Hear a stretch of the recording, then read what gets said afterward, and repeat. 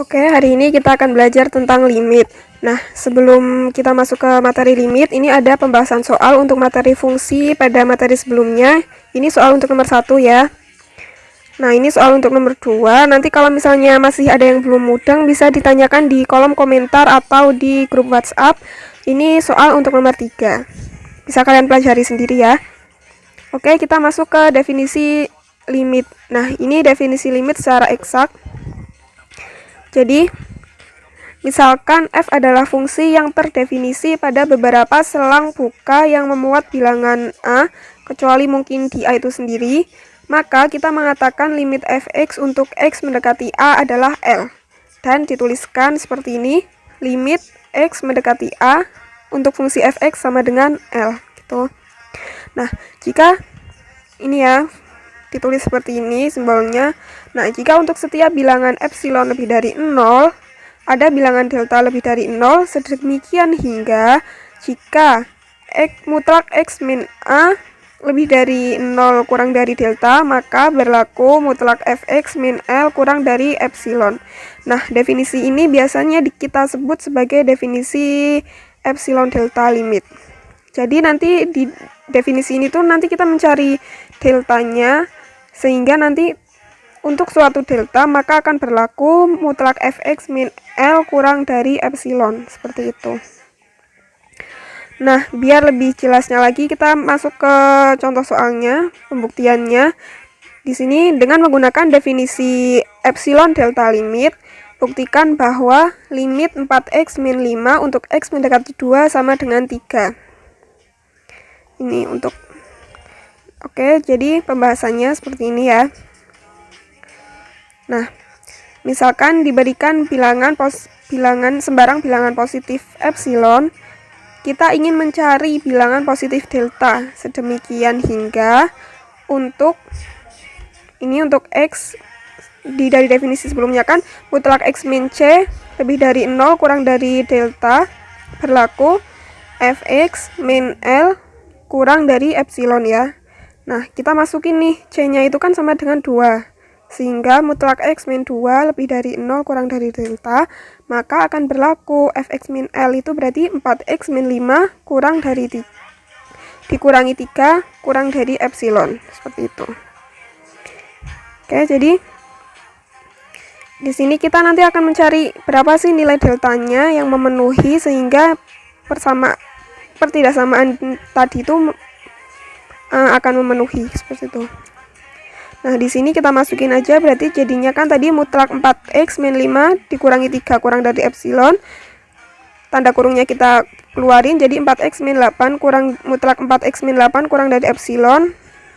Nah, dari sifat fungsi, sifat nilai mutlak maksudnya, maka kita peroleh bahwa mutlak 4 dikali mutlak x min 2 kurang dari epsilon. Sehingga mutlak x min 2 kurang dari epsilon per 4. Nah, sehingga kita pilih deltanya sama dengan epsilon per 4.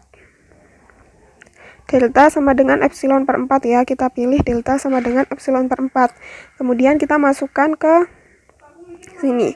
Nah, jika diberikan epsilon lebih dari 0, pilih tadi deltanya kan epsilon per 4, maka mutlak x min 2 lebih dari 0 kurang dari delta, maka mutlak 4x min 5 dikurangi 3 sama dengan, kurungnya kita buka jadinya mutlak 4x min 8, 4-nya dikeluarin jadi mutlak 4 dikali x min 2. Nah, x min 2 itu kan kurang dari delta ya. Nah, tadi deltanya berapa? Deltanya kan pi per 4. Jadi 4 dikali mutlak x min 2 kurang dari 4 dikali epsilon per 4. 4-nya kita coret-coret, jadi sama dengan epsilon. Sehingga mutlak 4x min 5 dikurangi 3 kurang dari epsilon. Sehingga terbukti ya. Nah, kita latihan untuk soal yang lain ya. Di sini soalnya yaitu buktikan limit x mendekati 0 untuk x kuadrat plus 3x plus 1 sama dengan 1. Nah, jadi buktinya itu pertama, kita tulis nih. Jadi ini langkah-langkahnya tuh ya kita tulis. Jadi bukti, diberikan bilangan positif delta lebih dari 0, setelah diberikan epsilon lebih dari 0, kita harus menemukan bilangan positif delta lebih dari 0 untuk mutlak. Oke, di situ kan harusnya mutlak X min C karena C-nya sama dengan 0 sehingga jadinya mutlak X lebih dari 0 kurang dari delta berlaku Fx min L kurang dari epsilon. Sedemikian hingga, nah kita tulis nih mutlak Fx min L, Fx-nya tuh berapa? Fx-nya itu kan fungsinya, jadi X kuadrat plus 3X plus 1, L-nya itu berapa? L-nya sama dengan 1 dikurangi 1. Kurungnya kita keluarin jadinya X kuadrat plus 3X. Nah, ingat sifat nilai mutlak ya, jadinya ketika penjumlahan itu kita keluarin masing-masing akan menjadi kurang dari sama dengan. Sehingga yang tadi mutlak X kuadrat plus 3X kurang dari sama dengan mutlak X kuadrat plus mutlak 3X. 3X-nya kita keluarin, jadi kurang dari sama dengan mutlak X kuadrat plus 3 kali mutlak X. Kurang dari sama dengan, nah ini kita tadi mutlak X itu kan kurang dari delta, sehingga ini juga akan kurang dari sama dengan delta kuadrat plus 3 delta. Mutlak X-nya kita ganti delta. Sehingga kurang dari sama dengan delta kuadrat kan akan kurang dari sama dengan delta plus 3 delta. Jadi delta plus 3 delta sama dengan 4 delta. Sehingga dengan mengambil delta kurang dari epsilon per 4, limit tersebut akan terbukti. Oke, kemudian di sini ada cara-cara perhitungan limit. Pertama dengan metode substitusi langsung, kedua dengan faktorisasi, dan ketiga dengan mengalihkan dengan sekawannya atau dengan rasionalisasi. Oke, untuk contoh soalnya nih di sini ada limit X mendekati 2 untuk fungsi 2X kuadrat min 3X min 2 per X min 2. Kita menggunakan substitusi, X-nya kita ganti 2 akan menghasilkan 0 per 0. Itu kan bentuk tidak tentu ya, jadi tidak memenuhi. Kemudian kita pakai faktorisasi, 2X kuadrat min 3X min 2, kita faktorisasikan menjadi 2X plus 1 kali X min 2. X min 2 kita coret-coret sehingga tinggal tersisa 2X plus 1. Setelah itu tinggal kita substitusikan X diganti 2 sehingga menghasilkan 5. Oleh karena itu nilai limitnya sama dengan 5. Oke, di sini ada teorema limit. Ini akan berguna sekali untuk mengerjakan fungsi-fungsi limit. Berapa sih nilai limitnya gitu. Nanti kita menggunakan teorema limit ini. Oke, bisa kalian pahami ya teoremanya. Andaikan N adalah bilangan bulat positif, K konstanta, F dan G adalah fungsi yang memiliki nilai limit di C. Oke, jadi di sini kalau limit X mendekati C dari K, maka akan sama dengan K konstanta. Kemudian itu yang fungsi yang kedua, teorema yang kedua, dan yang ketiga itu kalau konstantanya bisa keluar, dan keempat itu penjumlahan ya. Jadi limitnya bisa dikeluarin jadi sendiri-sendiri. Nomor 5 itu pengurangan juga sama, perkalian, pembagian juga itu. Lalu ada pangkat itu juga bisa dikeluarin dulu pangkatnya. Jadi kita kerjain limitnya dulu, nanti hasilnya baru kita pangkat. Dan lalu yang ke-9 itu akar, sama aja kayak tadi, kayak pangkat. Oke. Langsung ke contoh soalnya aja. Oke, di sini contoh soalnya. Jika ada limit X mendekati 4 dari fungsi akar X kuadrat plus 9 per X sama dengan titik-titik. Jadi ini nanti sama dengan, ingat tadi teorema limitnya.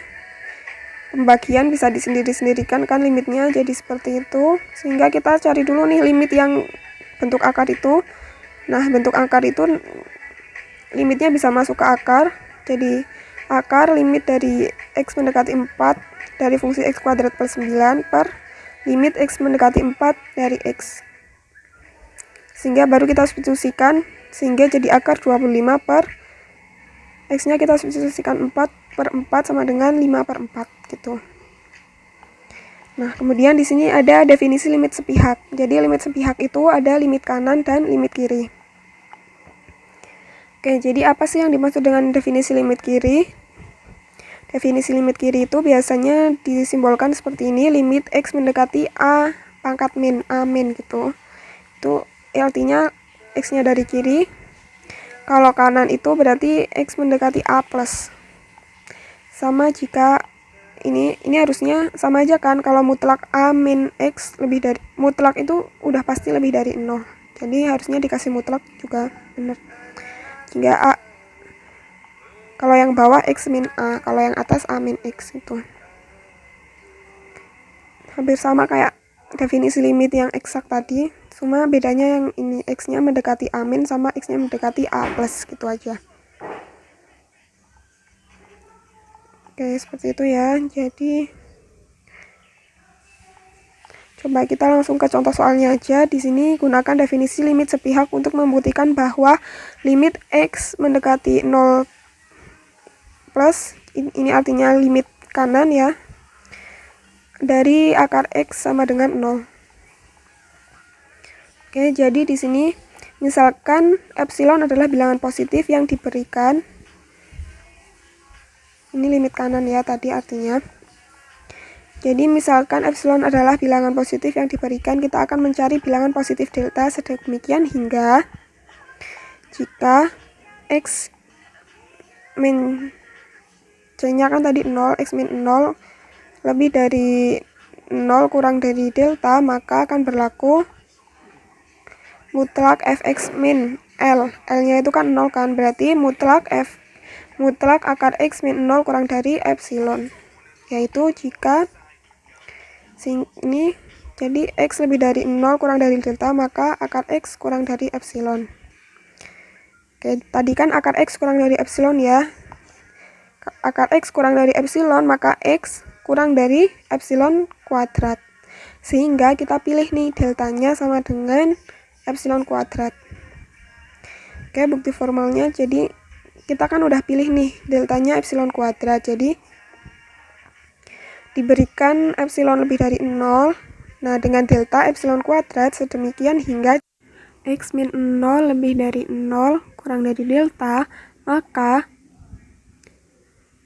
mutlak dari akar X min 0 sama dengan, mutlak akar X min 0 itu kan berarti sama dengan akar X ya, positif, kurang dari akar delta. Kenapa kurang dari akar delta? Karena di sini yang ini kita lihat yang sedemikian hingga X min 0 kurang dari delta. X min 0 itu kan artinya X kurang dari delta. Karena X kurang dari delta, sehingga akar X juga kurang dari akar delta.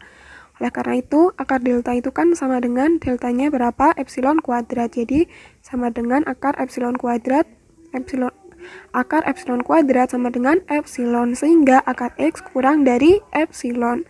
Oleh karena itu terbuktikan. Nah, berdasarkan definisi limit sepihak yang tadi, sehingga terbukti bahwa limit X mendekati 0 plus, artinya limit kanan dari akar X sama dengan 0 itu terbukti. Oke, seperti itu ya. Kemudian di sini ada fungsi kontinu. Jadi, fungsi kontinu dapat diilustrasikan sebagai berikut. Dalam menggambar, kita tidak perlu mengangkat pena dari kertas, sehingga ketika menggambar itu akan terus gitu, tidak terputus. Itu namanya kontinu. Kalau misalnya kayak terputus kayak gini, itu namanya bukan kontinu. Nah, jadi itu, kayak gini misalnya nggak terputus, itu namanya kontinu. Jadi sekali gambar, sekali goresan gitu. Nah, kekontinuan fungsi. Suatu fungsi dikatakan kontinu pada suatu titik A jika dan hanya jika memenuhi FA terdefinisi. FA terdefinisi itu artinya apa sih? Artinya fungsi terdefinisi di titik X sama dengan A. Lalu yang kedua, limit X mendekati A dari Fx itu ada. Nah, limitnya itu ada itu apa artinya? Artinya bahwa limit kiri sama dengan limit kanan. Itu artinya limitnya ada. Oke, limit itu dinyatakan ada jika limit kiri sama dengan limit kanan. Ingat-ingat ya. Terus yang ketiga itu nilai dari limitnya itu sama dengan F nilai dari FA. Jadi limit X mendekati A dari Fx itu sama dengan FA. Oke, kemudian itu artinya kemudian nilai dari limit fungsi sama dengan nilai fungsi di titik tersebut itu. Oke, untuk ke contoh soalnya aja. Jadi, apakah Hx sama dengan X kuadrat untuk X lebih dari 0 dan min X untuk X kurang dari sama dengan 0 itu kontinu di titik 0, kontinu di 0. Oke, yang pertama berarti kita akan menunjukkan bahwa HA atau HX itu terdefinisi atau ada. Nah, di sini kan kontinu di 0, jadi X-nya kita ganti 0. Jadi apakah H0 itu ada? Oke, jadi H0 itu berapa? X untuk X sama dengan 0 berarti nilainya adalah min X. Sehingga nilainya min 0. Min 0 itu ya sama dengan 0, sehingga terdefinisi ada gitu kan. Nah, lalu yang kedua itu apakah nilai limitnya itu ada? Nilai limitnya ada itu kan kalau limit kanan sama dengan limit kiri. Nah, itu limit kanannya dan yang bawah itu limit kiri. Limit kanannya kan sama dengan 0 dan limit kirinya juga sama dengan 0. Berarti limit kanan sama dengan limit kiri kan? Oleh karena itu limit fungsinya itu juga ada. Oke, jadi syarat yang kedua juga terpenuhi ya. Limit fungsinya, limit X mendekati 0 dari fungsi Hx itu ada. Lalu yang ketiga, apakah limit X mendekati 0 dari Hx itu akan sama dengan Hx? Oke, tadi kan Hx-nya 0, limitnya juga semuanya bernilai 0, sehingga sama kan? Oleh karena itu, syarat yang ketiga juga terpenuhi. Karena semuanya terpenuhi, sehingga fungsi Hx tersebut itu kontinu di 0. Oke, di sini ada soal latihan. Ada 2 soal nih. Yang pertama, limit X mendekati 2 untuk fungsi 4 min X kuadrat per 3 min akar X kuadrat plus 5 sama dengan titik-titik. Lalu yang kedua, apakah fungsi fx sama dengan X kuadrat untuk X kurang dari sama dengan 1 dan X plus 2 untuk X lebih dari 1 itu kontinu di 1 gitu. Nah, ini buat soal latihan bisa kalian kerjakan ya. Terima kasih, selamat belajar.